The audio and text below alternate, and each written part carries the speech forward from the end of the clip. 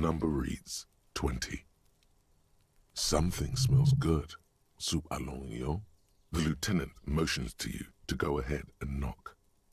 You're right. Let's talk this through. You hear light footsteps passing by the door and some folk music playing on the radio. We have our first preliminary identification. In all likelihood, the deceased is the husband of Billy Méjean. We need to confirm this, as well as deliver the death notification to Billy herself. Now, delivering a death notification is never an easy task. There's a reason why it's often called the most stressful part of our job. This is why it's usually done in pairs. You got this. I'll be monitoring reactions, ready to act if necessary. Dead? Just don't say that you know how they feel. You don't.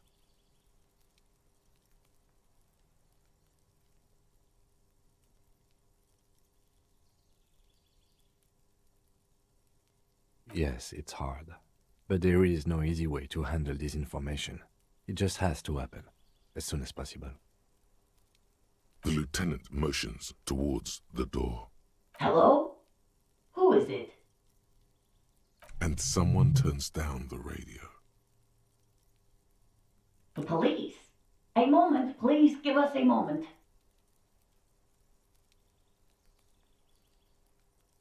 Tidying up, nervously. Come in, the door is open.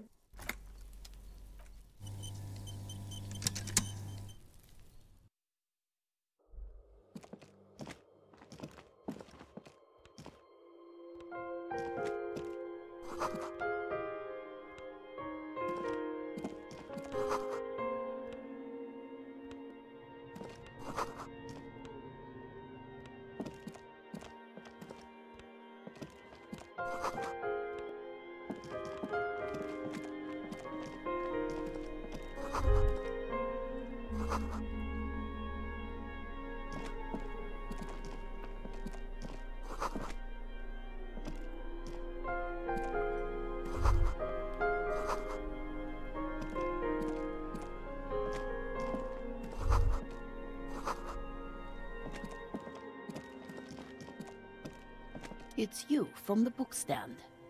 Did you come to bring my cockatoo back? I don't think I introduced myself properly. I'm Billy. Would you like something to drink? Tea? Lemonade? We're out of coffee. The lieutenant has taken off his foggy glasses and is busy cleaning them in his handkerchief for now.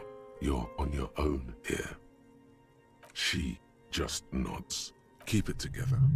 Your body language shouldn't give it away. Sorry, I'm rambling. It's just that Victor often gets into all kinds of trouble. So, how can I help you? How about some small talk before you break the news?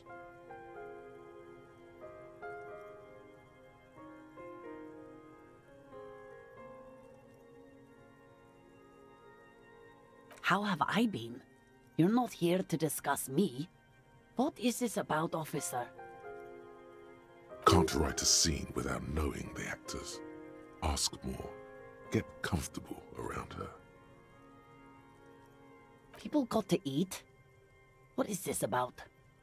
Why are you suddenly asking me about my cooking? It's me, Victor, and the kids here. We have 2 daughters, Jenny and Jolie. The girls are staying at their friend's place tonight. And Victor is out.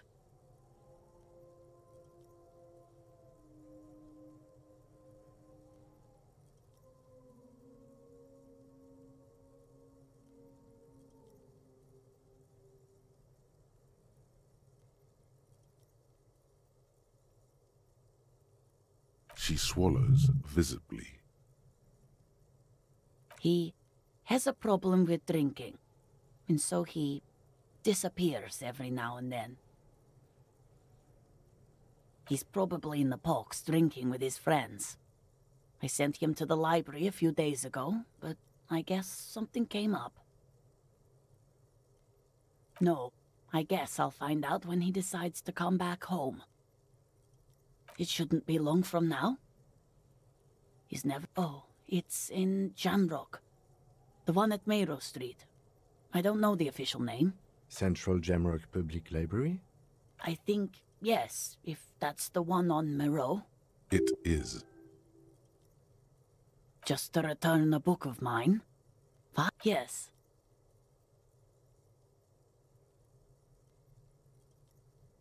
His old leather jacket. It's just your average brown leather jacket, but he bought it as a teenager, so... Yes.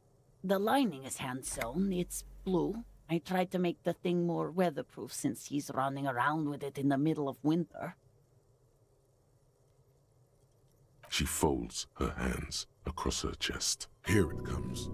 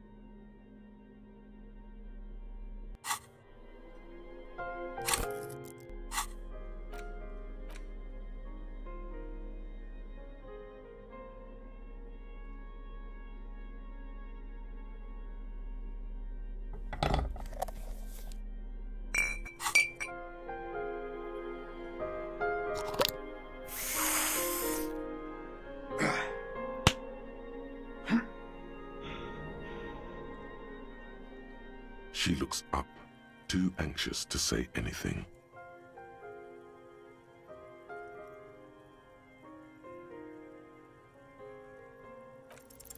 You've done this before. Just keep your focus. What did you say? A great and terrible spike. The blood freezes in her veins.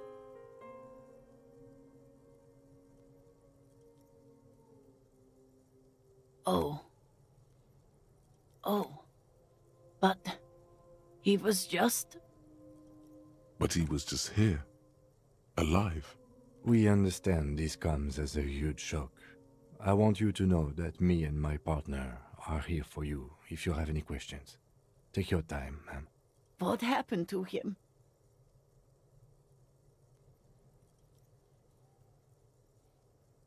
Was he drunk?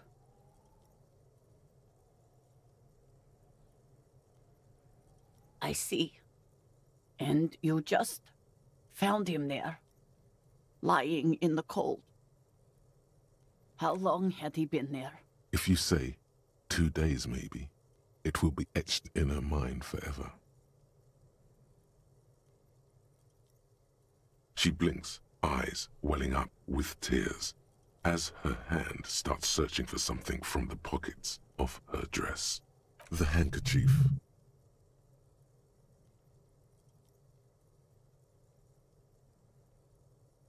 A small, terrified smile quivers on her face as she takes the handkerchief and wipes away the tears. She looks disoriented. Is there anyone we could call for you? A friend, a family member, someone who could be here for you?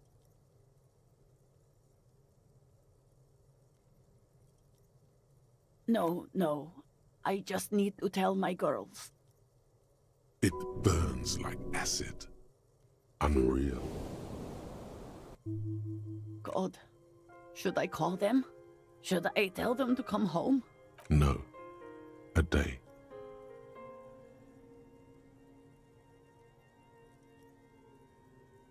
good.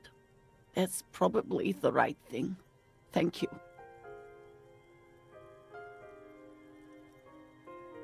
Just tell me, what do I need to do next? Where is he? Can I see him? We've taken him to the city morgue. The local coroner will be contacting you shortly to arrange the funeral. Here's his number in case you want to contact him earlier. A very good call. Is there anything else that the RCM could do for you? No, I'll call you if something comes up. I'm still... Thank you. Thank you for telling me. I'll call if... We should step outside and talk.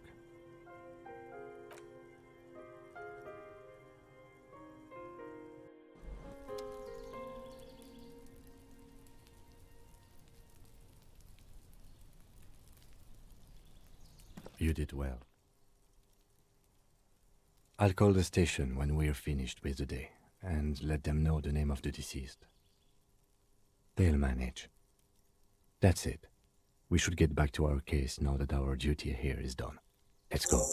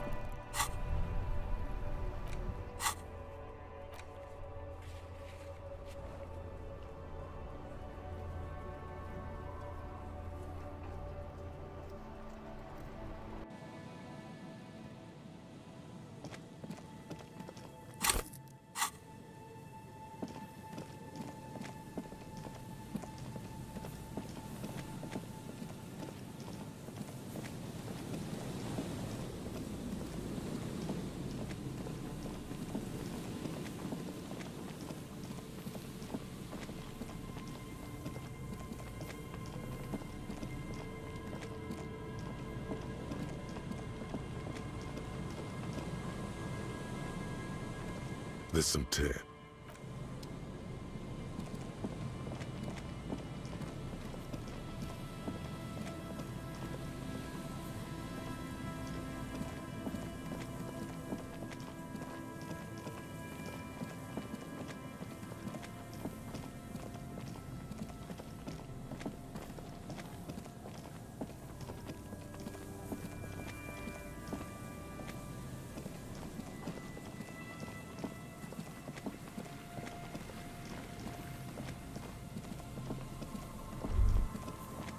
The remaining windows rattle from a strong gust of wind.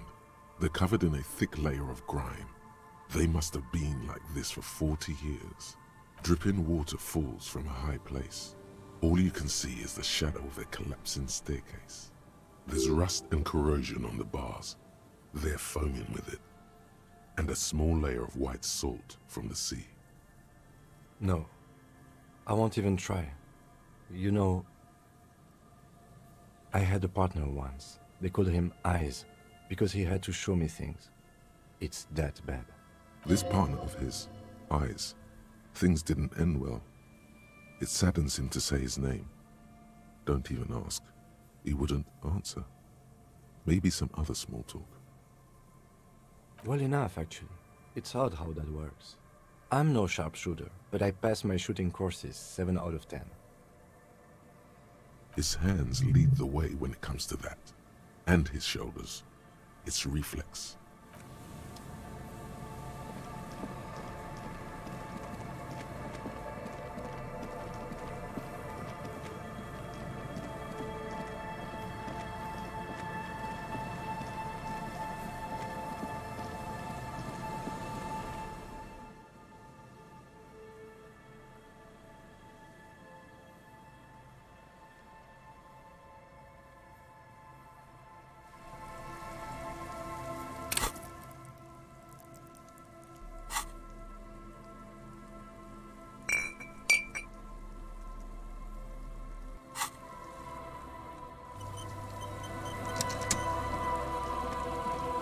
And Mikhail noticed the windows, especially with how there are no windows on the south side.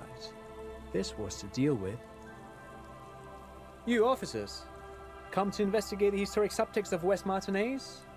I'm Tran Heilostam. You must be Kim Kisuragi, right?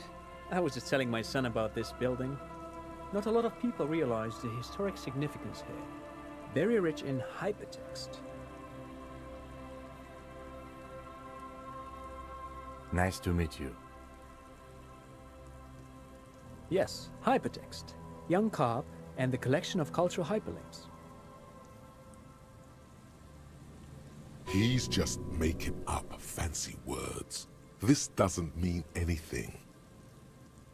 Oh yes, so Mikhail. They had to deal with monitor glare, especially in the summer. They still had vector monitors back then. That was 49 years ago. So they didn't have windows on the south wall. No, I can't say that we've met before, but I've heard of Kim, of course. Mikhail, say hi to the officers. Mikhail's a little tired today. We spent all night trying to run Orbis on his radio computer. Have you heard of it? It's a programming language used in Grad. Quite tricky, but he wanted to play this Grad-made adventure program. We've been getting really into verbs lately.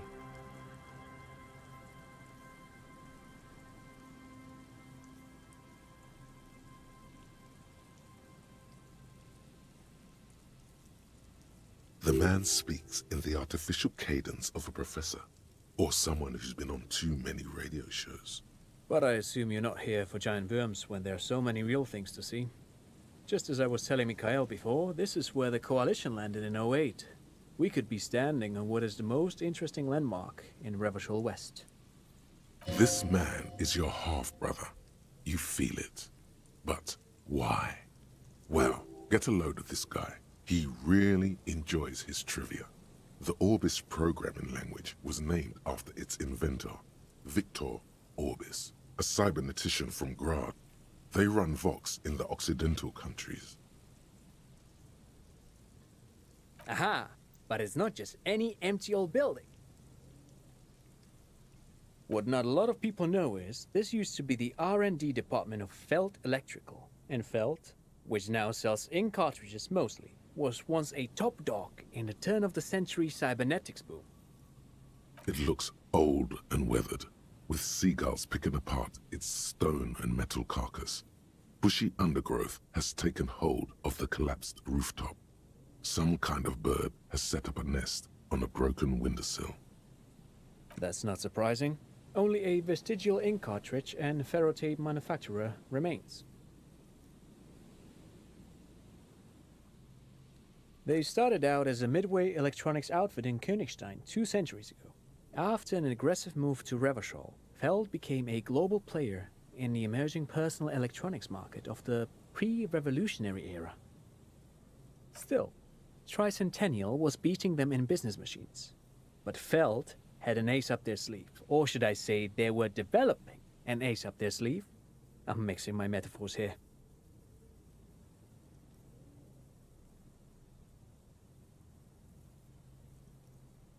It was here in Martinez, possibly in this very building, that they developed prototypes for a tape computer. An elegant folding mechanism of rollers and ferrotape ribbons, portable enough to be a take-it-home solution. Revolutionizing business machines, possibly even bring them to the average consumer. Which is a feat of engineering even today's giants, Rehm, ICN and ZAM, haven't achieved yet. He assumes something like a combat stance, facing the wind. Indeed. What? The revolution! Unfortunately, their moonshot project never made it to the market. Feld's move to Revachol backfired. The revolutionary government liquefied their assets and expropriated those very advanced prototypes. Possibly from this very building, or one of the adjacent ruins. All of this was built by Feld, even the boardwalk. Wild Pines built Martinez proper as a resort for their middle management. Feld built this side of town for R&D.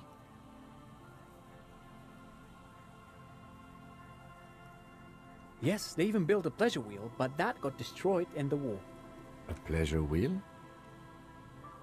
Perhaps reminded of a childhood memory. It's clear he would prefer there were a big wheel lighting up the coast. Yes, to lure in their star engineers. This part of Martinez was nothing but reeds before Feld arrived. They had to make the prospect of living here attractive. It was supposed to become a global center for innovation in cybernetics. But history had other plans. Oh, I'm afraid it didn't end well for the boys. But this story is a bit too dark for little Mikhail here. Now, if you were to ask about tape computers... He means that the boys got shot by the communists. The boys were bourgeois.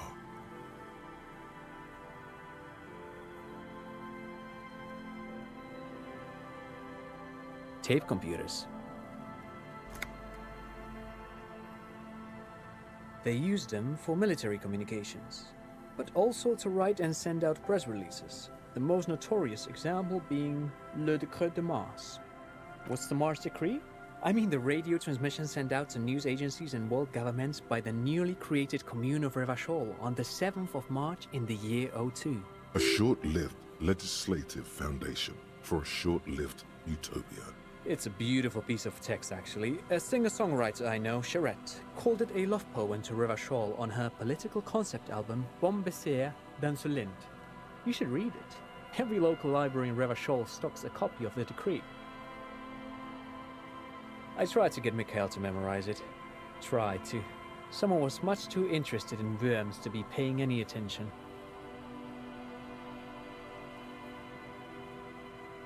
The kid takes a peek at the green and silver worm on the cover of the book, already forgetting about this part of the discussion.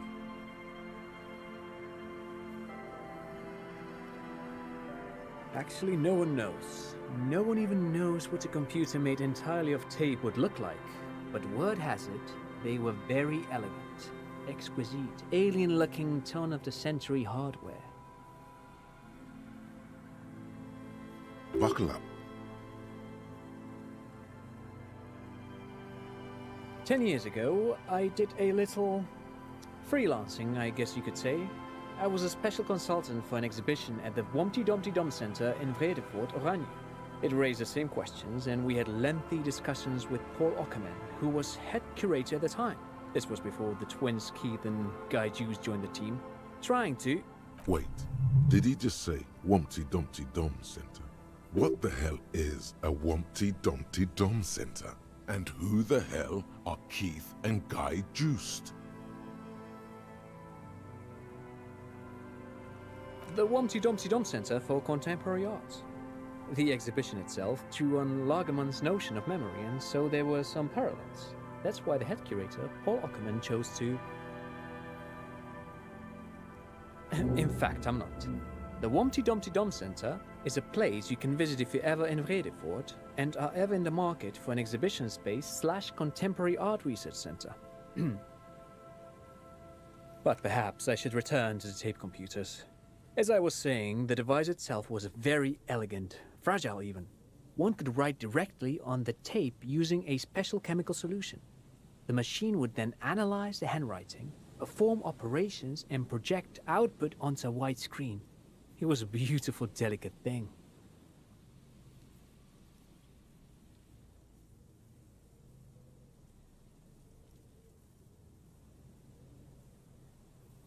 made of black film and folding tape structures. Very, very cool. Though I understand the socio-economic causes of the revolution, it pains me to imagine the revolutionary setting fire to this precious device. But so they did. The felt playback experiment vanished into the fires of '07. Yes, the official name of the prototype. Some sources report it as the felt playback experience, but those are incorrect. Who knows? Maybe it was an accident, or maybe they didn't want the technology to end up in the wrong hands. Either way, they're all gone now. All 3 versions of the prototype. Nothing but debris and ashes remain inside that building. 2 seagulls circle in the sky. You look up and think, really? Or was there a 4th prototype that remains hidden in the mausoleums below Cold City?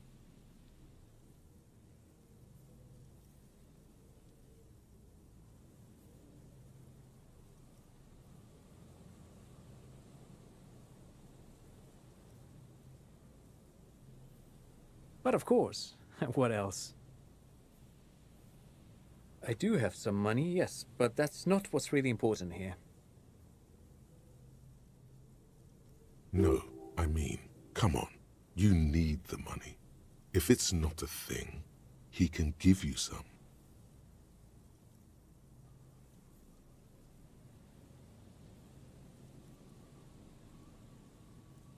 Oh no, I don't have it on me, officer. I was talking in more general terms. I'm just spending time with my kid here, showing him around the lesser-known parts of our hometown. It wouldn't be wise to carry huge amounts of cash on such expeditions. Not that he would have to worry about being robbed. He looks surprisingly buff. Does he work out? I do some Lomantang stick fighting now and then. Lo Mantang stick fighting is a form of martial arts originating from the island of Lo Mantang.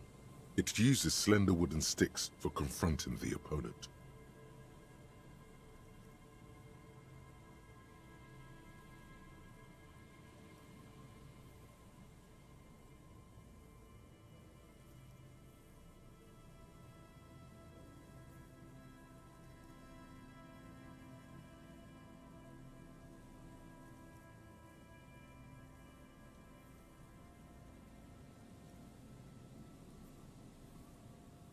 Actually, a great many cultures have their own version of stick fighting, such as the sacred Mabolo tradition of the Harli people, a name deriving from the butterfruit tree traditionally used for crafting the long, slender sticks, whereas the sticks used in other cultures...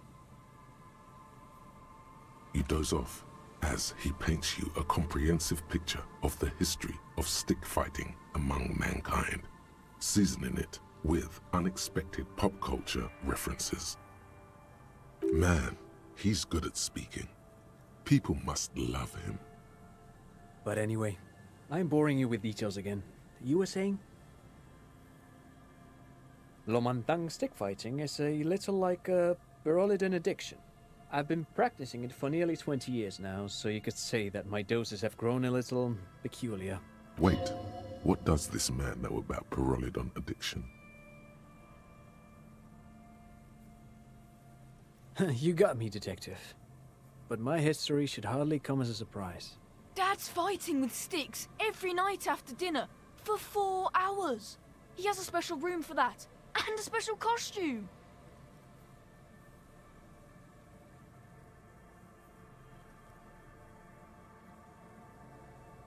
That's right, Mikhail. It also has a meditative quality. Helps to clear my head. But anyway. Sure, what's on your mind? But of course, what else? No, thanks to you for having me and little Mikhail here to pick your brain. A very interesting conversation indeed. Pick your brain? If anything, this was rather one-sided. He did the talking. Whatever.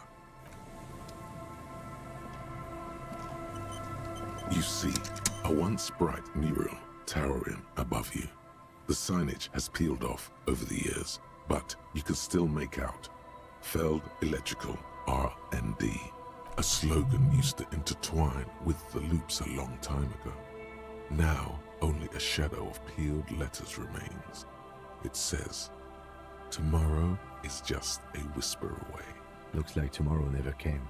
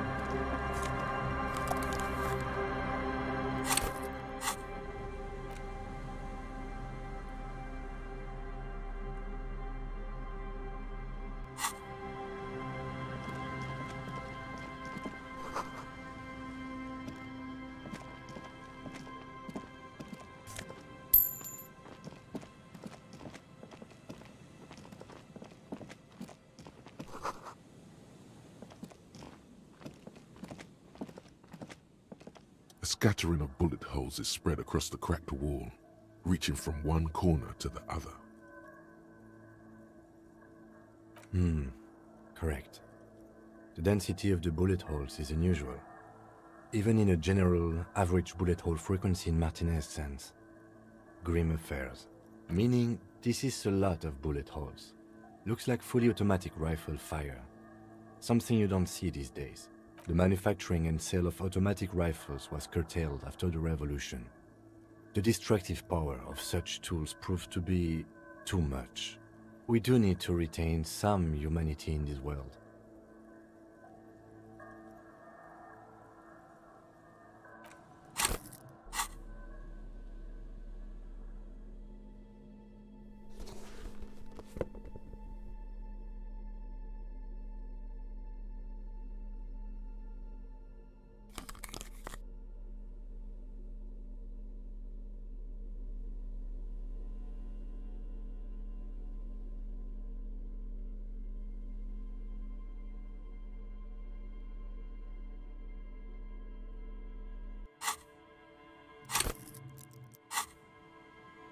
A scattering of bullet holes is spread across the cracked wall, reaching from a row of ghostly shades stand facing the wall. There are many of them, a dozen at least, their heads lowered and eyes blindfolded. It's quiet, no sound, no movement. 10 meters away, other shades are lined up in an orderly manner, automatic rifles primed. A gust of wind blows by. The coats of the firing squad flap slowly in the breeze. A single person stands on the side. Droplets of rain fall on the wooden planks, the surrounding sand dunes. The clouds block out any rays of light. A long time has passed since the moment of this fusillading. Rain and brine have since washed all the blood away. Not a trace remains. The abundance of bullet holes leads to two options. Either an inordinate amount of executions were performed here, or they did not use a conscience round, where only one soldier has the loaded rifle. Looks like this was a mass execution with everyone fully armed. A host of men, probably in everyday clothes, ragged from the conflict and covered in dust. They were not sitting, a common practice for executions in some nations, as demonstrated by the height level of the bullet holes. They stand, facing the wall. It's impossible to discern any details about their personality or background. Ordinary people, familiar, each and every one of them. Comrades, the forsaken, the wretched, who tried to rise against the horrors of the world. 7 men in combat uniforms and dark coats, holding automatic rifles aimed at the people. Soldiers from some side, But from which one? The commandant. The one who gives the order. Machine gun fire crackling through the air. The lights of the muzzle flashes dancing on his face. I don't know. I don't know who died here, lined up beside that horrible wall. It could have been any of the parties involved in the revolution. Perhaps the ones executed here were the loyalist conservatives, killed by the communists at the start of the Civil War. Or it could have been the communists, put to death during the last stretch of the conflict by the coalition forces. Remember what Trent Heidelstein said about Veld? Another likely scenario. Or maybe... Yeah, it's very unlikely the coalition forces were the ones who died here. They were always the last ones against the wall. To be honest, if a coalition member was anyone in this situation, it was a commandant, the superior giving the orders. A cold sea wind blows away the figures.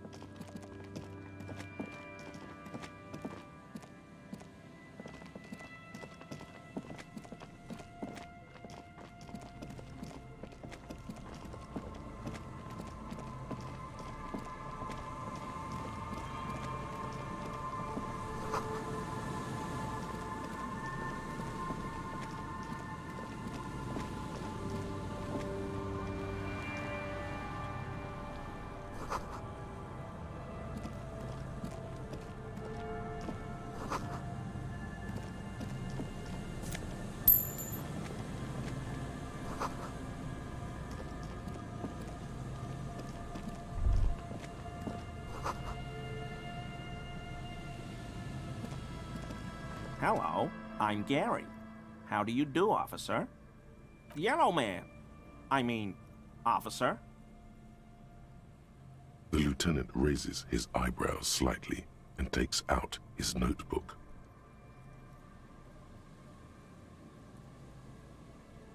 Yellow man. Interesting.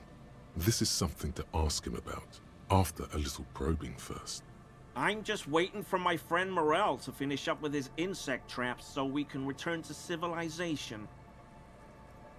I like nature, just not this bloody coast. It's mostly drunks and degenerates that come here.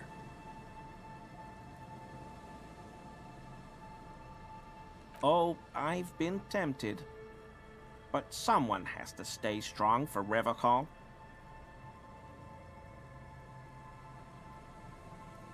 He pronounces Revocol with a hard K, unlike other people. I like to pronounce it the hard way, the old way, the Vespertine way. It's a secret rite, a very fringe nationalist handshake, probably. Oh, so that's what the RCM in Martinez is about. Great. Great to hear someone's finally taking care of that. So you do know something about it? No. Nothing. He was some kind of mercenary. But everyone here knows that.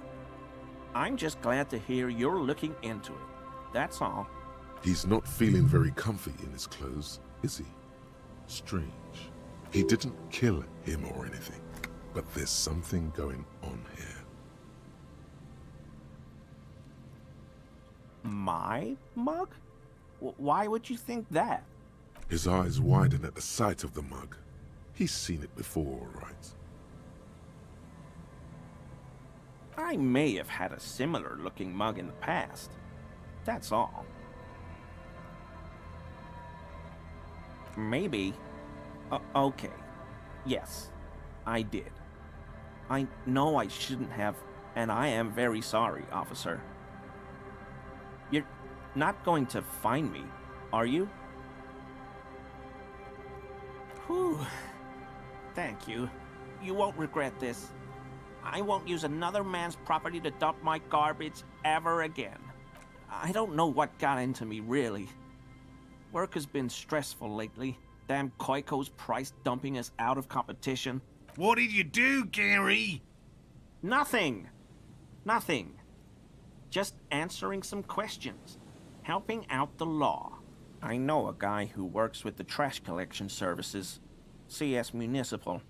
He gave me a master key for the trash containers of Martinez. So I can use the Whirling's trash compactor to store my own stuff. Garbage disposal is expensive as hell. The damn Hemians run it like a mob. I'm sorry, okay? I thought I could cut costs. I shouldn't have. I shouldn't have disgraced myself. Disgraced? No need for the histrionic, sir. It was, after all, just a trash container. He studies his reaction. Gary doesn't answer. Officer, please. Let me explain. It's not like that. I was only cleaning up. I live right across the yard from where he was hanged, and I saw him stripped naked. All the clothes lying around in the yard, smelling. People are animals, you know? Then I came out to clean up the rags, because no one else would. I put them into the Whirling's trash, along with a broken mug, admittedly. Okay. I was coming to throw the mug away, and, well, I threw the mug there and the clothes too. Right. It was just civic duty. Exactly. That's exactly what it was. Civic duty. As he shifts uncomfortably, a series of clicks, like the clinking of glass beads against one another as they roll across a hardwood floor. You've heard this sound before, but... What sound? Really? There's lots of weird stuff out here in the reeds, though. Insects, trash. Could be the wind shifting some garbage nearby. Every day, the wind shifts the reeds and whatever was left in them. Tambourines and condom wrappers, plastic and glass bottles, the smell of decay. The sound you heard was not the sound of something easily abandoned. Armor? No. I mean, yes. Of course. I know he was wearing armor, but I don't know anything about it. An infant could see he's not telling the truth, but he's too scared to admit more wrongdoing. There's something going on here. You should observe him more closely after this topic is concluded. I hope I could help your investigation, in my small way. Don't be so relieved yet, Gary. This bad cop may have been in your apartment, admiring your mug collection. Perhaps a little intimidation?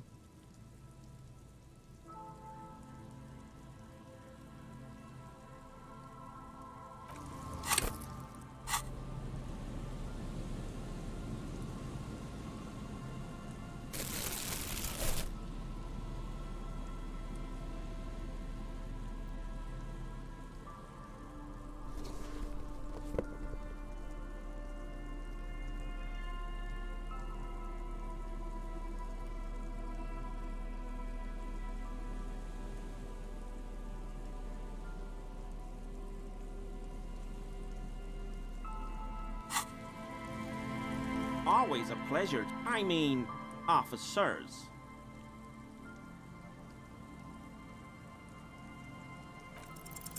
That shirt looks very uncomfortable on him. Look at the buttons, barely keeping that thing together, as if something is ready to rip out from underneath. Yes, like a piece of ceramic armor, for example. One that makes a clicking sound when the plates meet each other, resembling pearls or marbles, stolen from the corpse in the yard near where he lives.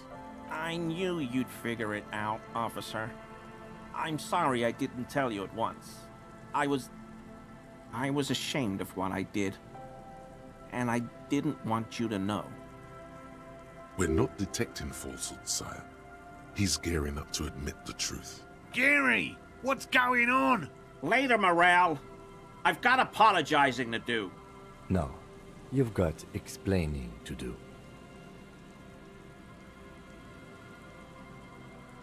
Everyone was picking those pieces off him, and I was watching them do it. And they'd scattered his clothes all over the yard. Everything was smelling. So I went there to take out the trash and started cleaning up. All those rags on the ground, him swinging up there, and I had a lapse of honor, sir. I thought, he's a foreigner. They all say he wasn't from here. Only the cuirass was left. So I stripped it off him. It was early in the morning. No one saw me. I took it with me. It was a mistake. Had I known it'd give you guys trouble, I wouldn't have... It's okay. It was a loose end, and you're a tiny tot now. I'm so fucking sorry I called you Yellow Man. Seolite officers commanded the suzerain's navy.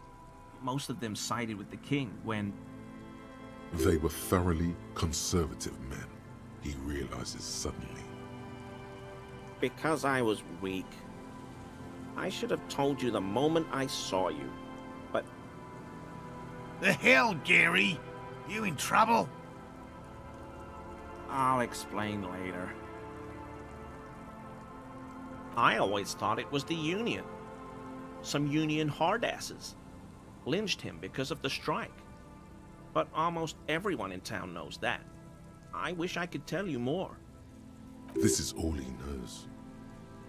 He sighs again, hangs his head, and unbuttons his shirt fully. A cuirass that matches the dead man's boots comes into view. Soon it is in your hands, smelling of his sweat. But so light to hold, like a bag of cotton.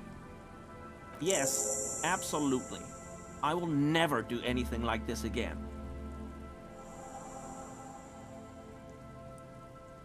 No. I help Morel with research sometimes, and I've learned some things along the way. But I don't usually go in for picnics like this on my own. After all this time with Morel, he must have an opinion on cryptids. This could lead to a good one. Oh, yes. The burning rhino. Morel doubts he's real, but I don't much care, because I won't be the one looking for him out in Safra Serai. A rhinoceros that looks ordinary during the day, but burns brightly by night. Well, at least the males do. They have special ducts just above their shoulder blades that secrete a combustible fluid. When the rhino is just beginning to light itself, it looks as though it has wings of fire. But how is this combustible fluid lit? The rhino starts running very fast to build heat, then stops, raises its head, and sparks fly from its neck, setting its back ablaze. Yeah, well, Revacol used to be a flaming rhino once, a long time ago. That seems unlikely too, doesn't it? Super solid argument, Gary. Can't argue with that. The flames are not just for decoration. They are an integral part of the beast's mating behavior.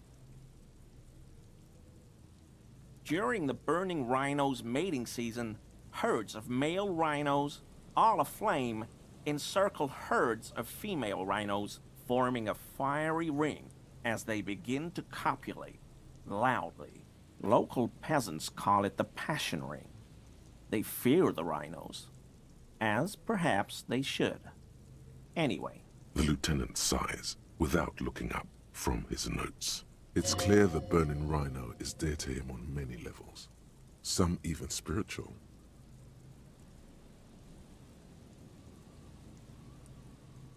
I'm sorry for what I said. Short means sincere in these things. Sure do, officer. His eyes narrow slightly. He's wondering where this is going.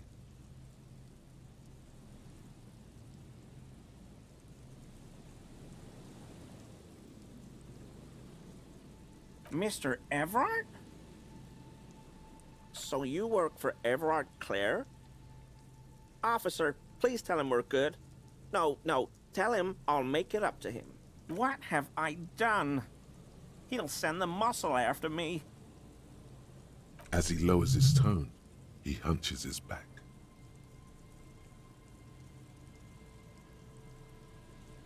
Whatever it is, tell him I'm silent as the grave. I was probably talking too loud in the whirling the other night about some theories. I won't do it again. If there's anything I can do to assist you, or the Union, just ask, okay? I'll try to help if I can. This scared him proper. He's positively melting from fear. Has to prop himself up with a lot of anger to keep it together. The weather vane has turned. He cannot be unturned. He clearly liked his squirming. He may even have changed his mind about the whole door-opening operation.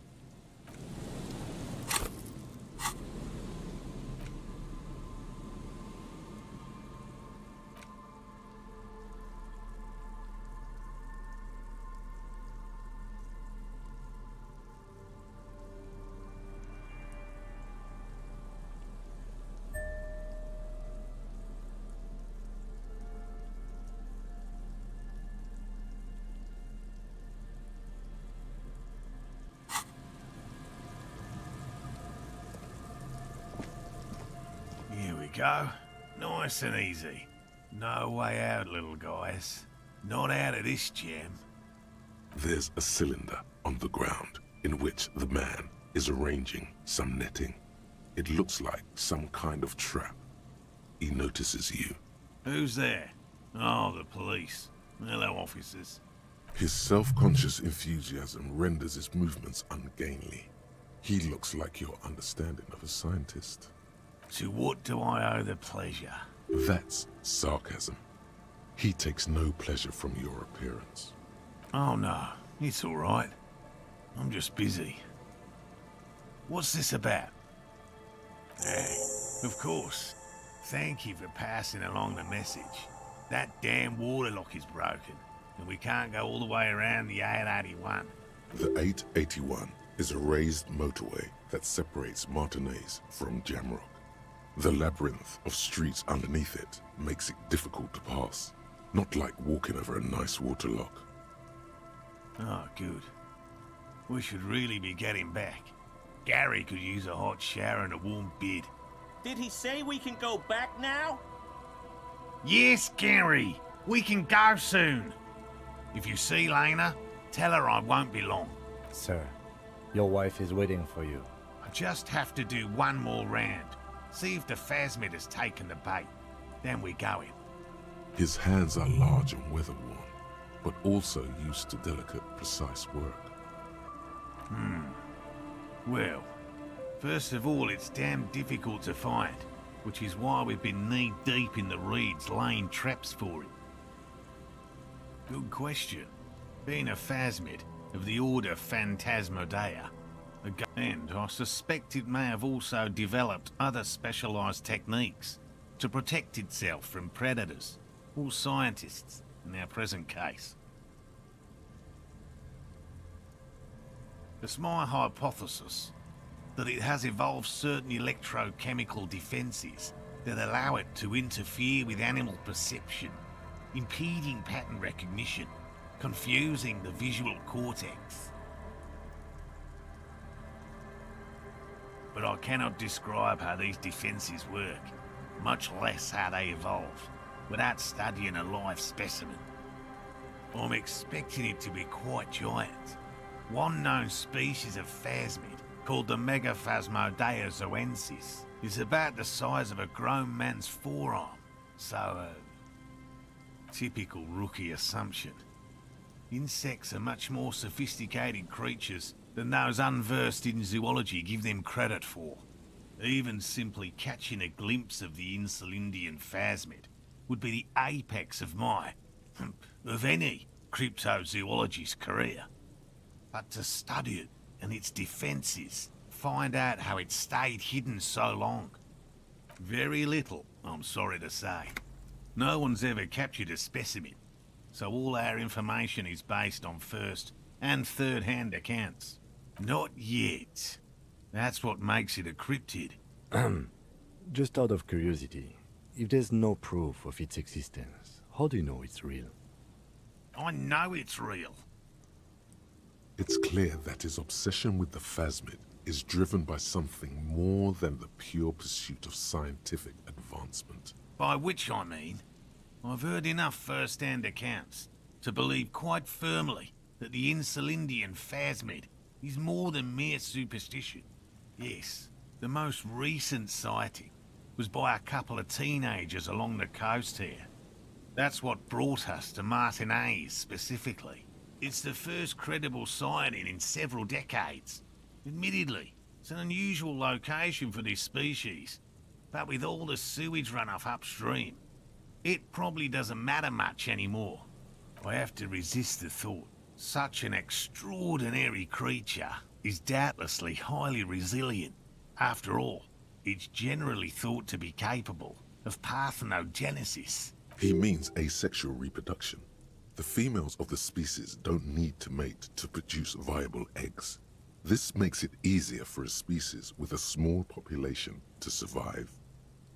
Yes, the Insulindian phasmid is a very clever insect.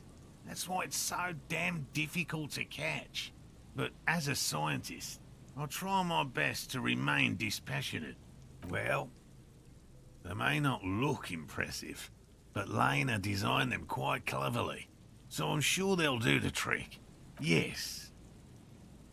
Simple. Attracted by the locusts, the phasmid crawls down the funnel, and, having eaten its fill, can get back out. At least, that's the intention. The net isn't a perfect solution, but we didn't want to use anything that might damage the specimen's delicate exoskeleton. Locusts. Nearly all known phasmids are herbivores, of course.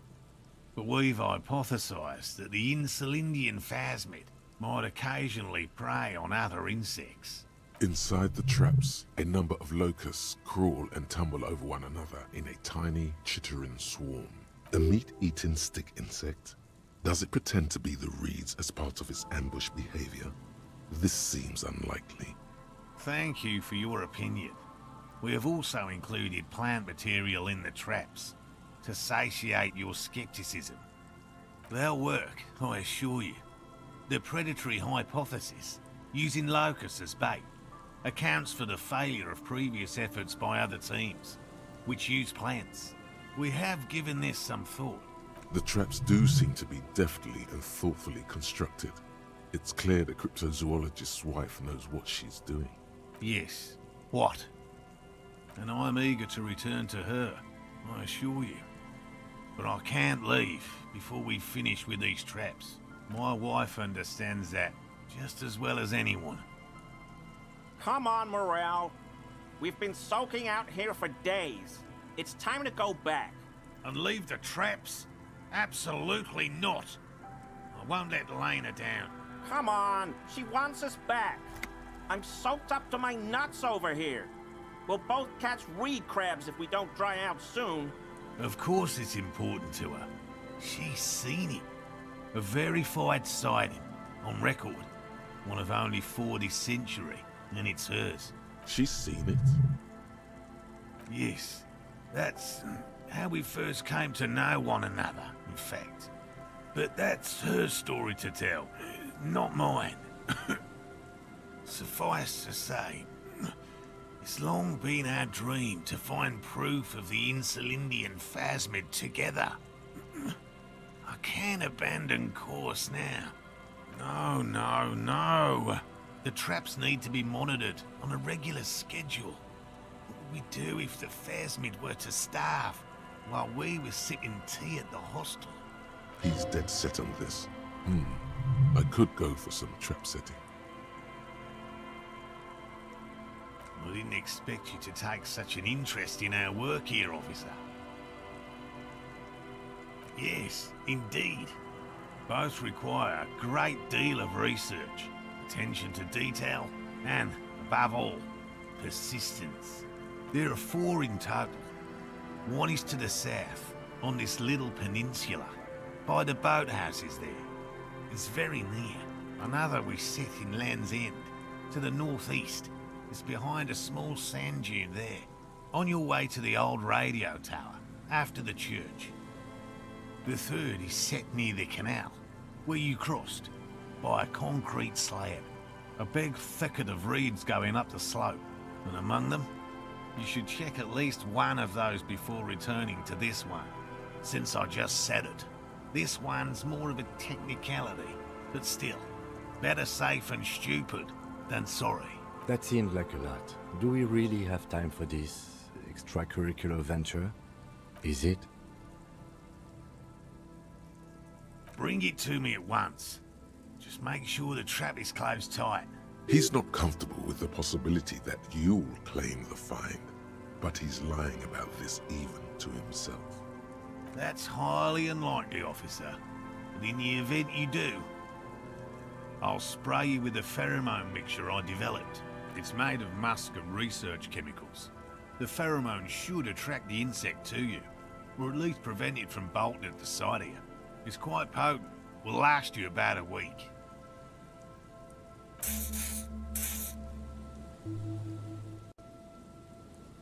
This is the smell of dying reeds, of longing crumbling into the water. I hope you're not buying this. It dispenses it without letting you touch the canister, so it would be precious like holy water. It is precious. A single dose cost me 50 real to develop. Not that I expect you to understand self-financing one's own research. Right. Which means you two can pack up and go back to the whirling. Finally, someone's talking sense. Thank you for your help. Gary and I will start breaking down camp. If you have any more questions, now's the time to ask. We'll be gone once you get to it. If it's more cryptid-related business you want to discuss, you'll have time for that later too. I've just always liked animals and puzzles. Searching for cryptids is a bit of both. It's not child's play, just because I have to traipse through the mud every so often. Real. I know you think one is a respectable profession, while the other is superstition. Everyone does. Indeed. My methods do not differ from other scientists. I simply draw upon a wider variety of evidence. And Your nerve endings tell you there is no such thing as a positive surprise. Agreed. Yet there is always a chance, albeit a small one, of a truly good surprise. One simply needs to look at the history of science. Serendipities abound. No, as I said, I have yet to catch a cryptid, although I have come close. Close enough to keep trying. Interesting. Something for later, this close call. No. Very few cryptids are ever discovered, and not for a lack of trying. To stay hidden is a cryptid's primary quality. It's even in the name, cryptid. Of the list of cryptids kept by the Cryptozoological Society of Chemnee, which is 4,082 items long, about 2,000 have been confirmed as hoaxes. 2 are categorized as confirmed discoveries. The rest are in differing stages of discovery, refutation, and data collection. Yes, the Chateau Quan forest pygmy, who turned out to be an extinct species of primate, and a cave salamander from Yugograd, who is, honestly, quite unremarkable. It's in a zoo somewhere. We cryptozoologists are brutally honest with ourselves, more so even than the public. With cryptids, most cryptids are hoaxes or they are never found. That does not mean we should stop searching. In fact, it is 0.05%. Ever more magnificent should our search contribute to making that number 0.075%. He has clearly done his math on this. There is no surprising him or swaying his opinion. Everything from forgotten regional lore to newspaper accounts, like the one that brought us here, to look for the Phasmid. I keep a very open mind. He's interested in things that people believe that scientists don't. Most establishment scientists only care about reputation and remuneration, not real research, and certainly not the truth. They're a cowardly lot, and both the field and basement archives can be dangerous places. Yes? All right. What cryptids precisely? I usually discuss these things with specialists, so I don't know what. We would have to discuss. He wants to say, but decides against it, since you've offered to help. By all means. Hell no. I had no idea. And I'm still cross with him, to be honest. It's not like him. He's got his quirks, but dishonesty, disloyalty are not one of them. Thanks. We'll be on our way soon. Okay. I already did my best to inform you. I don't really know what else I could discuss with the layman. By all means.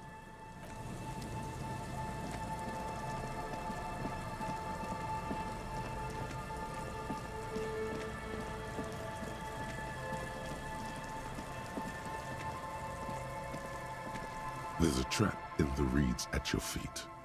Looks like the same one you saw Morel set before. Same mesh. Behind you, a ruined residential building looms over the reeds, shielding them from the wind.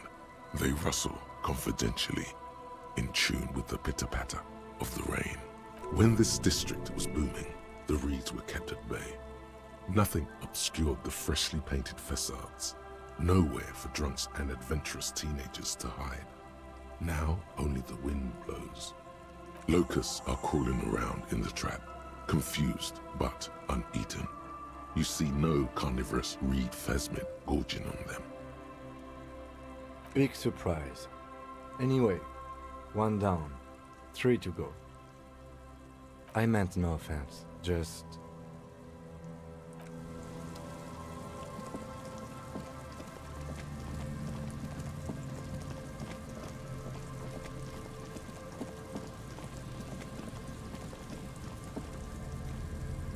This is the trap Morel just set. Checking it over, he said, is just a technicality. But the reeds by the abandoned campsite hiss and shake in the lazily falling rain. The later it gets, the colder. Remnants of the camp can still be seen in the sand. The fire that's gone out. You feel strange, somehow. This trap is also full of panicked locusts. No sign of any cryptozoological beast inside. Another empty trap. Yep, the next one has a crab trapped in it. These are just crab traps, you do realize.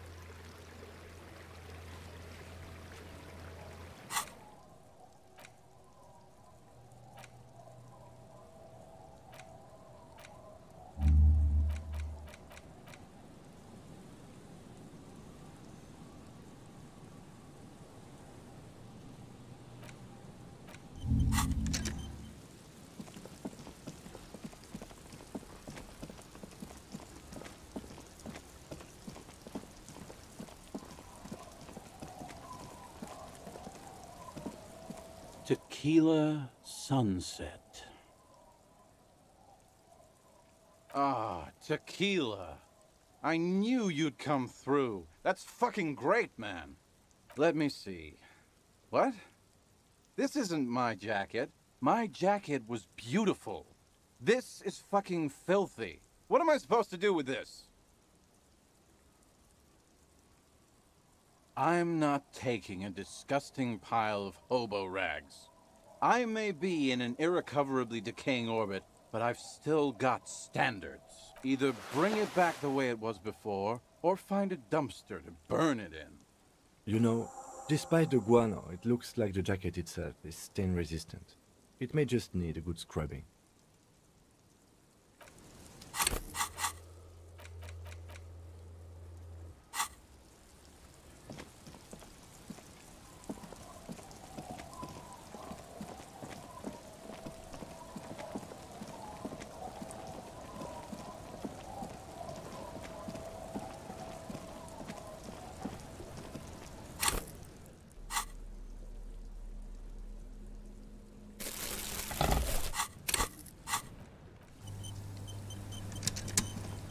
The waves are beginning to die down. Look at those little bastards. Simmer down, bastards. Why does she care about the waves so much? What is it with waves and fishermen? We need to be out there with them, fishing, making a living. So I asked them to accommodate me. But until that happens, I can try to assist you the best I can. So, what will it be, officer?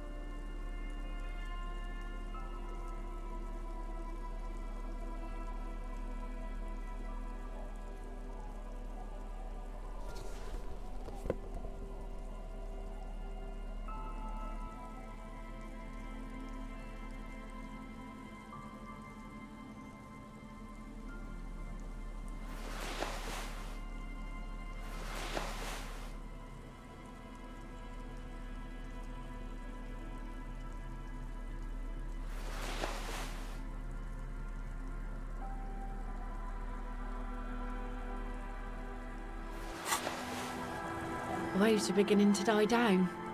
Look at those little bastards. Simmer down, bastards.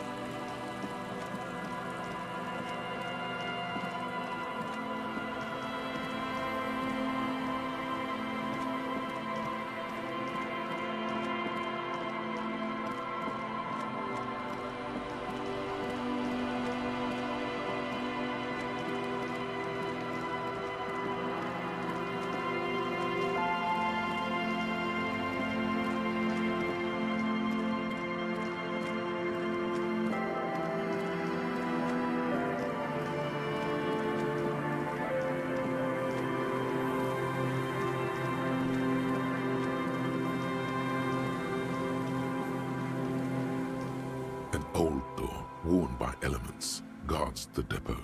The wind has blown a sand dune.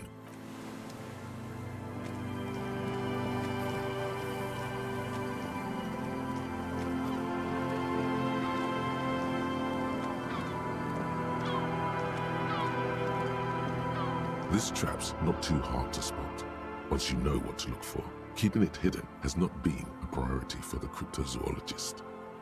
The reeds sway in the coastal breeze. They seem to be waiting for something. The wind picks up here, near the cape's end, surrounding the narrow strip of land from 3 cardinal directions. It's cold for this time of year. Nothing but locusts in this trap as well. Definitely no cryptozoological monstrosity. Empty as all of them. One more of these and we are done. Of course. Noted.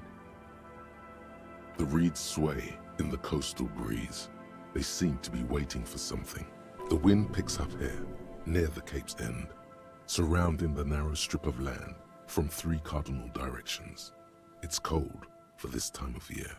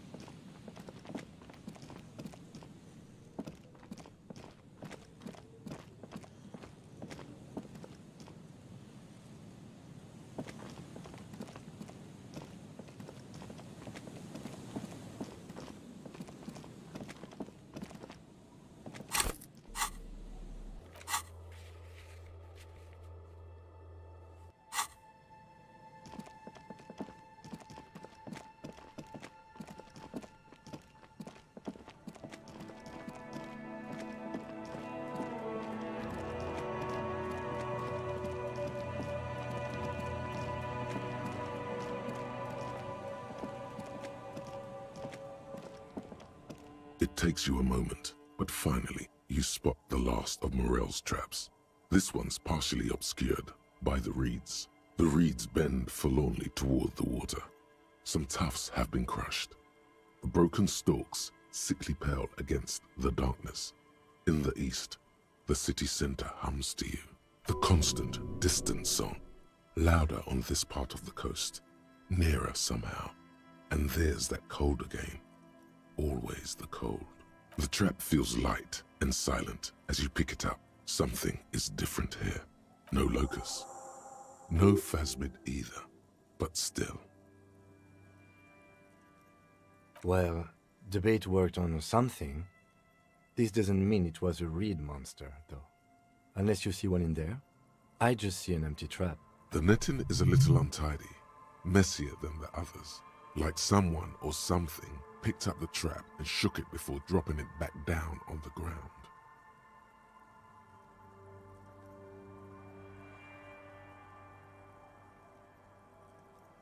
Perhaps our cryptozoologists have competition in the form of an actual entomologist, or someone else is sabotaging them. I could present more theories, but then I would be taking this on as a case, which I'm not. We did, sort of, promise to tell them, didn't we? The reeds bend forlornly toward the water. Some tufts have been crushed. The broken stalks sickly pale against the darkness. In the east, the city center hums to you.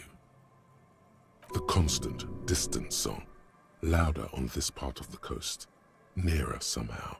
And there's that cold again, always the cold.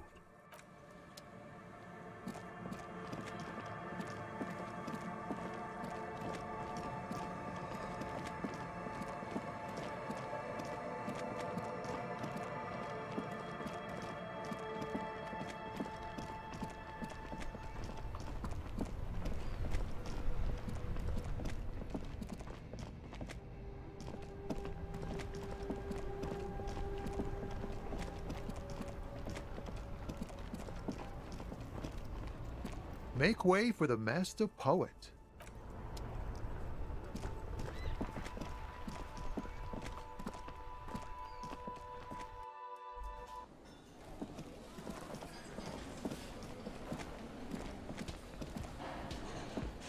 Oh, sweetie, I don't even know how to thank you for finding my husband and helping him out.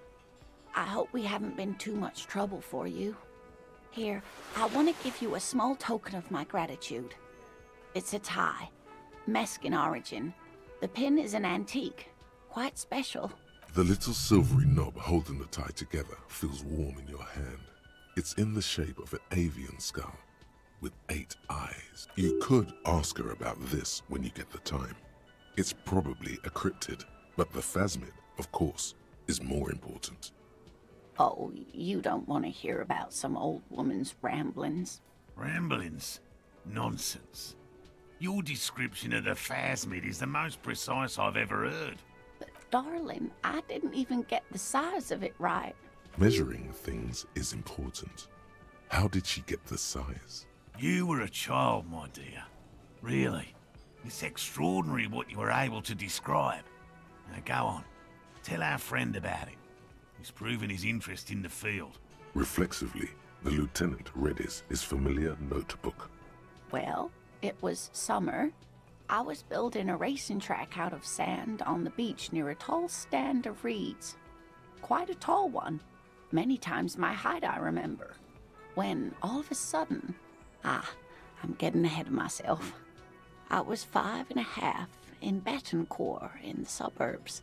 My grandmother had a summer home there. Betancourt got bombed in the war. It used to be quite near, circa 20 kilometers from here. The strangest moment of my life. I looked up and one of the reeds moved. Not like a plant, but like a living thing. It stood up and looked at me. Its body unfolded like some antique toy. I've never seen anything like it. I didn't know this can happen, so I reached my arm and touched the thing. It felt just like a stalk of reed, but it moved, swaying, towering above me. After a while, 20 seconds, a minute maybe, it left, went into the reeds. I tried, but I was only a child. There was mud and high water. I couldn't see it anymore. I was just standing there knee-deep in mud, looking around me. I ran back home to my grandmother and asked her if reeds could walk, and told her they were looking at me. Of course, she just laughed at me, but I knew what I'd seen. For years, it was a story I told at parties when I wanted to impress boys. That sort of thing. Of course, most people just took it as a strange, amusing anecdote. So did I, honestly. But then I met Morel. We were on a date. Can you imagine? She tells me a story, and it's the most detailed report of the Insulindian phasmid I've ever heard. The sounds. She told me it hissed. It did, yes. Like reeds in a gust of wind. The way it moved, the colour. How some of its limbs were white, like marble. It matched perfectly with what I know from other accounts. It was amazing. If it weren't for Lena, I might have given up hope years ago. It's no exaggeration to say that she restored my faith in my profession. Our first, yes. Not all of them. There is some white coloration reported, along with beige, where the camouflage ends. It's hard to say how big things are when you're quite small yourself. To me, it seemed to be taller than I was then, but that's probably not the case. What if it is the case? How could she? Who imagines this? She didn't know about the phasmid. This is the main thing here, what makes it a confirmed sighting. She had no previous knowledge of the insect. So she couldn't have made it up, or imagined it. That's true, yes. I'm almost certain neither my mother nor my grandmother knew of it. It was only when I started telling my story as a teenager that boys would tell me, "Lena, you trying to tell us you saw the Insulindian phasmid out there in those reeds? Get out of here." They just give me a cider and ruffle my hair and tell me to stop dreaming. But I saw it. I thought it was a wonderful story, man.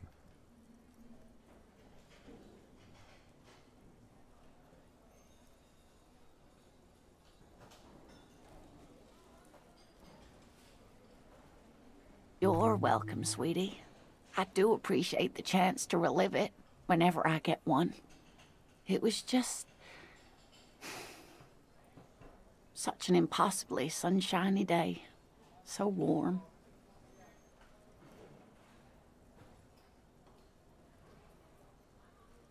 You know, to hell with it. Let's have more cryptids.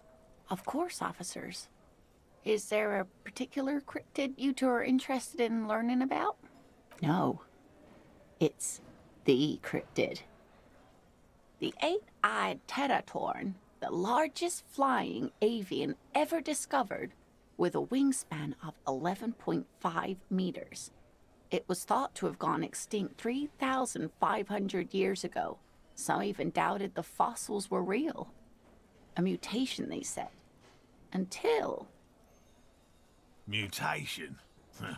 All of evolution is a mutation. Until it was sighted by renowned Gottwaldian explorer and naturalist Uwe Plattenkalk in 21. This renown seems a bit dubious. Your own catalogue comes up completely empty, but... It happened on a botanical expedition into the vast and unexplored Oamrau Canyon in southeast Ilmara. Dr. Plattenkalk got separated from his group during a sandstorm. The world's largest canyon system, sweetie. It's a barren waste east of the Erg Desert, an ancient riverbed completely dried up. Alone in the blasted desert heat, the doctor wandered eastward, where man hasn't stepped foot in over 1,000 years, since the fall of Pericarnassus. He was lost, without any navigation equipment and desperately low on water. After a day or two, he noticed a bird high in the noon sky. A great black bird. It seemed gargantuan. Every now and then, the bird would dive down to feed on an animal carcass somewhere on the horizon. But by the time Uwe got there, the teratorn had taken off already, and the carcass was picked clean. This happened many times. Yes, or rather, hunting. A bird that big has a lot of blood in it, and he was dying of thirst. For many days, Dr. Plattenkalk followed the teratorn until they reached a great canyon wall where the bird finally landed to rest. The professor climbed up there with a rock in his hand. He found the bird sleeping with his head tucked under its wing, a great black pile of feathers on the perch. So he approached, slowly squeezing the rock in his fist. Watch out. Then, the teratorn suddenly looked at him. He could see it had 8 eyes, 4 on either side of its skull, like a spider. And the man couldn't move. He was paralyzed, frozen into place with the rock in his hand. Whatever he did, he could not get closer to the bird. The bird was controlling his mind. It kept him from approaching. He could step back, but every time he stepped forward, paralysis. Uva spent 3 days trying until the bird flew away. The 8-eyed Teratorn was indifferent to him, as long as he didn't get closer than 2 steps. It even let him feed on some carcasses up there, and the 2 unfertilized eggs it left behind. Absolutely, sweetie. Cryptozoologists have been tracing it ever since, but Wamrao is vast, mysterious, and holds many secrets. Modern radar telemetry shows great promise. We will confirm this one by the end of the decade, latest. This one I liked. Not only does it have 8 eyes, and is a living fossil, and the largest bird ever to live, it also does mind control. He's sincere. He likes the audacity of it. Sadly, yes, but there are numerous reports of 8-eyed bird skulls from Il Mara. And then there's the striking resemblance to the Pericarnassian imperial eagle, an ancient heraldic symbol that is hard to pass off as coincidence. The imperial eagle, too, had 8 eyes. Not really. It's just stylization. The way they drew eyes. It's not a zoological drawing. Very, very hard. This one's very famous. Everyone knows it. People will be looking at that tie on you and thinking, that man is into cryptids. I'm glad you like them, but...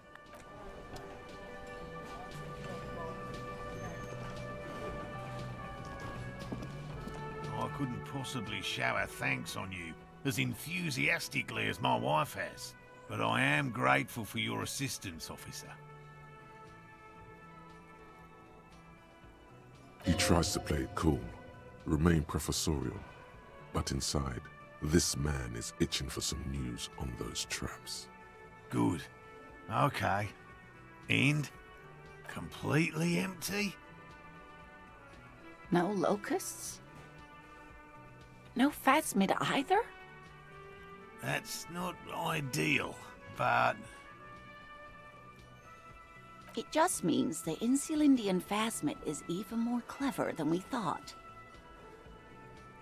She's engaging in a well-known self-deception called motivated reasoning. You should correct them.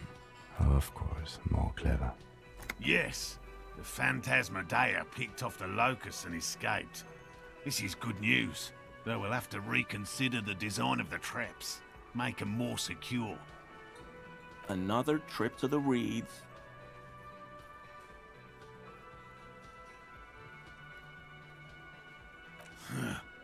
I appreciate your concern, officer, but please leave this to the experts. Unless you have an alternative hypothesis you'd like to venture. You're jabbing at the soft underbelly of his psyche. He realizes he's gotten defensive. Actually, no. Excuse me for getting emotional. This is a big deal for us. You've helped us twice now, and brought some great news too.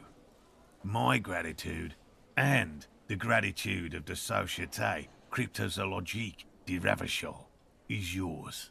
Thank you, it's an honor. We should probably return to our main investigation here. This has been refreshing, but...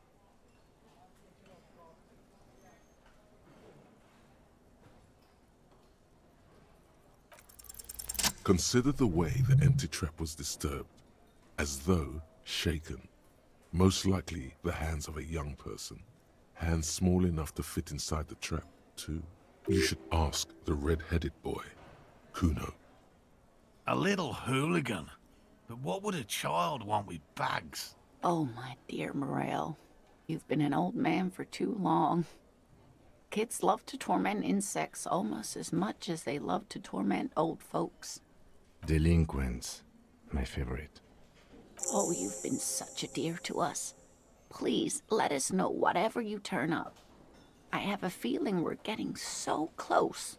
Well, I see you've got all the help you need. I'll see you tonight at my place. Let's play suzerainty, but no more field trips for me. After this is your last chance to talk to Gary. Really, Gary? We're getting somewhere here. I'd love to play suzerainty, but... Lena, I'm sorry, but you're not getting anywhere. It was some kids. I know the little mutants around here. Leave anything out in the open and they'll steal it, even if it's bugs. Morel, it's been fun, really, but I need a bath and I have deliveries to handle. When this tea is done, I gotta run. No need to apologize, Geary. You'd be more than helpful. We'll have to take a rain check on that game of suzerainty today, though. We're gonna follow this through. He keeps the language unemotional, but it's in there. Disappointment.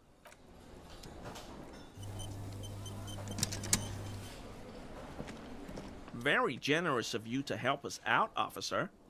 I'm sure glad to be back from that little excursion. I mean, officers. I told... 'Tis true, sir. No. I help Yes, officer? I'm... Short means since...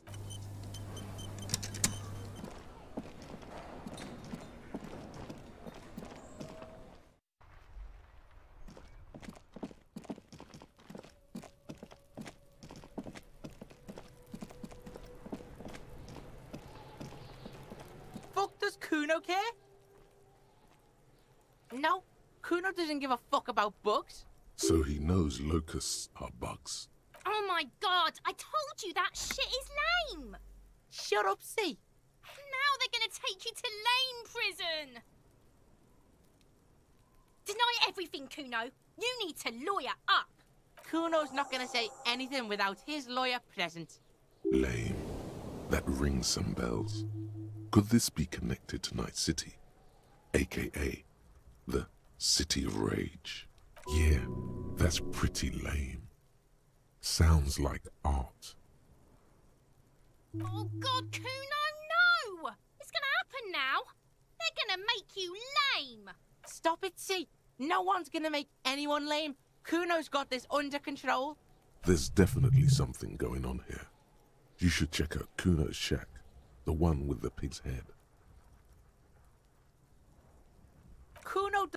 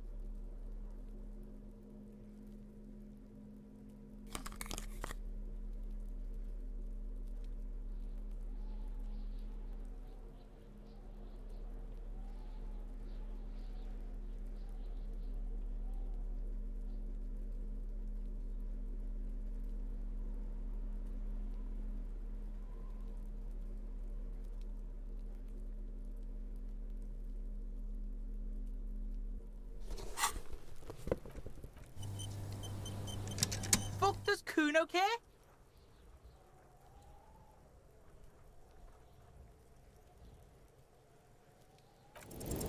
He's on your crime scene, bossing you around. And he's been here for some time too. This is where he hangs out. You have to get more out of him. He could be useful. Fuck, no! What are you? Fucking mentally handicapped? Kuno, they've almost made you a snitch now. Ease off, see? Kuno always takes the bullet over the hammer. He'd rather die than work with the justice system. Kuno does...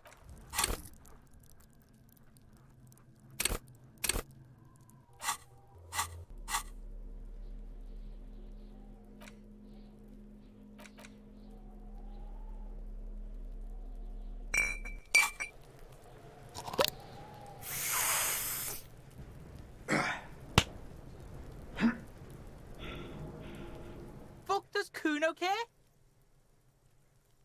Kuno...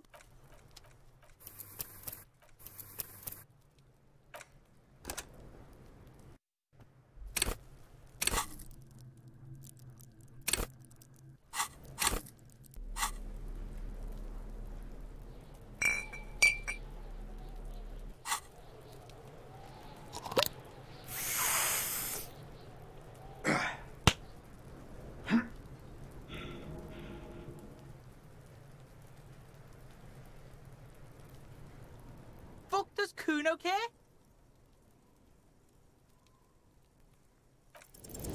He's on your crime scene, bossing you around. No, you The prospect of Kuno turning lame. The city's not fucking lame. You are lame.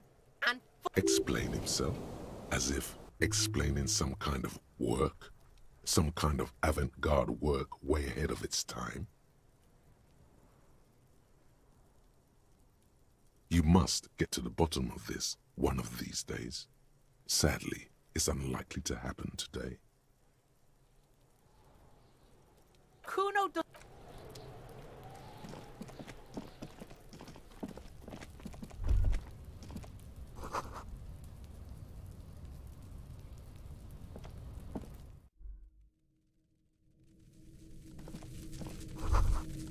All around you, the hisses and chirps of locusts fill the musky air. The earthen floor of the shack has been shaped into mounds of mud, dotted with little holes for windows. Like skyscrapers, spires of dirt and sand rising. Accommodations for their insectoid inhabitants. Well, detective, it appears you've solved the case of the locusts. For the missing locust case, which is a sub-case of the imaginary insect case. So at least that's going well. Yes, I feel we are nearing a real breakthrough. If anything, the presence of the locust points to the opposite. The phasmid did not take the bait from the traps. It was Kuno. The phasmid doesn't exist. But what do I know? Use your powers of deduction.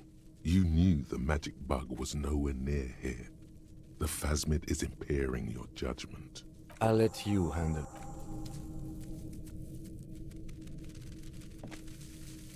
Yes?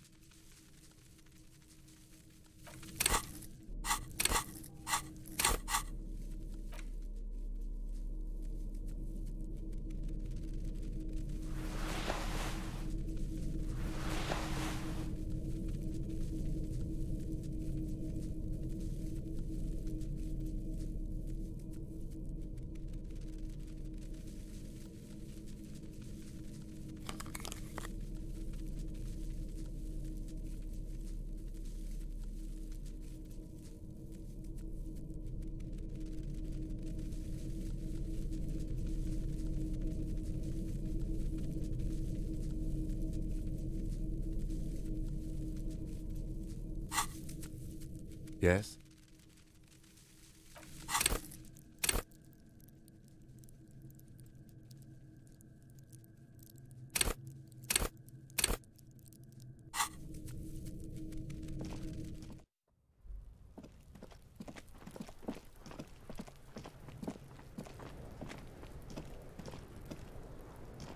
Fuck does Kuno care?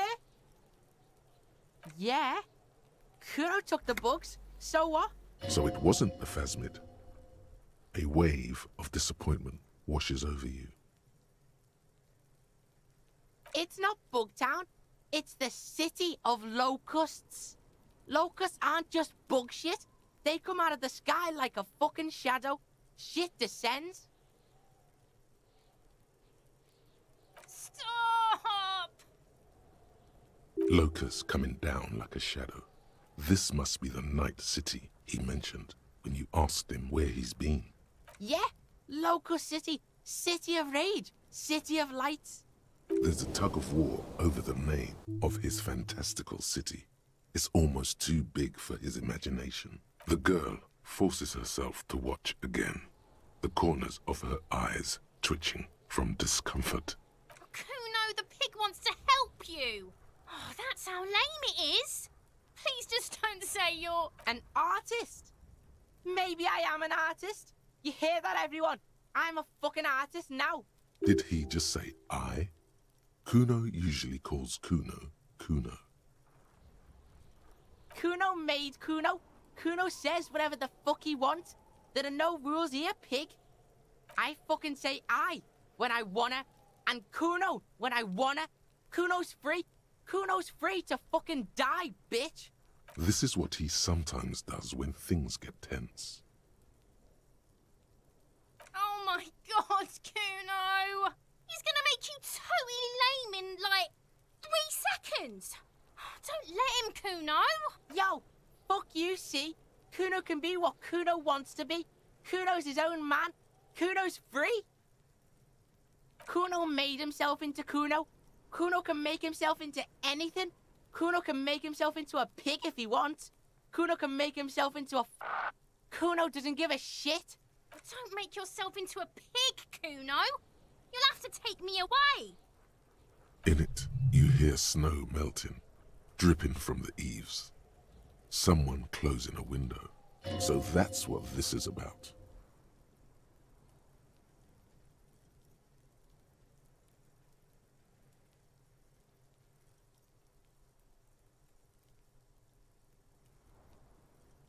Without a word, she disappears entirely behind the fence. For once, the boy is lost for words. He turns completely red now, with splotches of white beginning to appear across his face. You got him. Now convince him to leave the cryptozoologist's traps alone.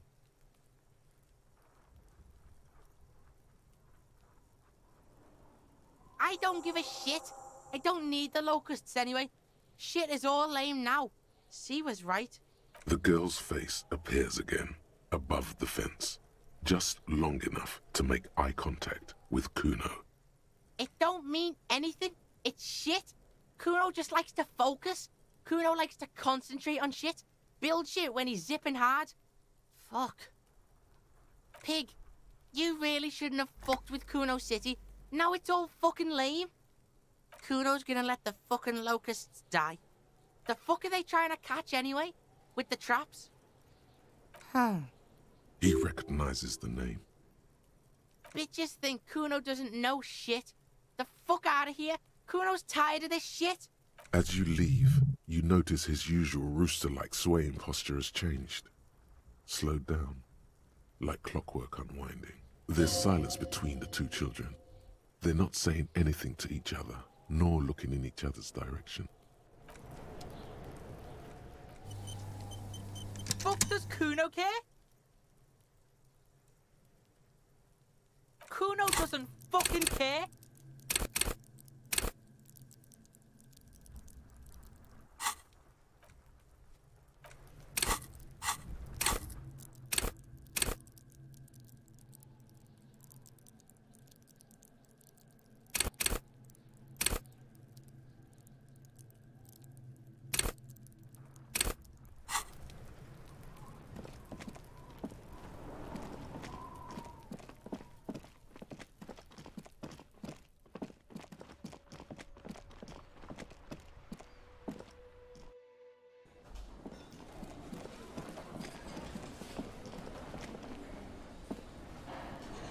Hello, officer.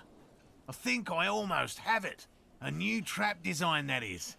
I know you're skeptical, but I have a good feeling about this. So it was just a child. Thank you for telling us, sweetie. This is good news, right? It means we can try again. She acts chipper, but something's changed in her tone. A hidden worry. Something is secretly gnawing at her confidence. It's not this Kuno kid, or the missing locusts. It's something else. Yeah, you're right. We just need to restock the empty trap. Then we'll need to inspect the traps one more time. And then maybe we can. He has a 38-degree fever. His resilience has given way. Darling, I told you to take it easy. You're getting sick. Maybe it's time to go home. You're right, you're right. We can come back next season, when it's warmer. That's just something people tell themselves when they fail.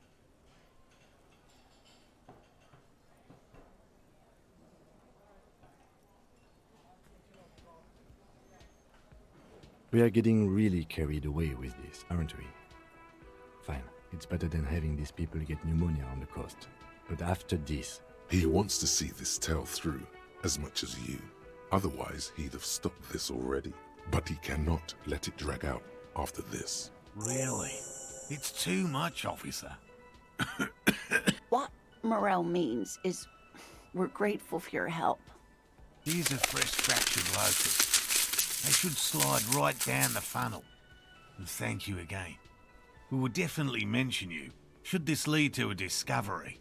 I'm not talking co-discovery, of course, but... Wow. Co-discovery? You'd be famous. You'd show them all. This does tingle the pleasure center. Some kind of superstar. They say the world isn't ready for a rock and roll cop. No one wants their state monopoly on violence to be mixed with celebrity worship. They claim to know it would be dangerous for detectives to rise to the ranks of demigods and have sexual encounters with barely legal cover girls. It would be insane, they say. To all this, you say, fuck off and die, in a cool voice. You people have no idea how good these cops are gonna get. They're gonna crack 20 cases a day. In the future, cops will be like astrophysicists, or prime ministers, or prophets. And you're the first one.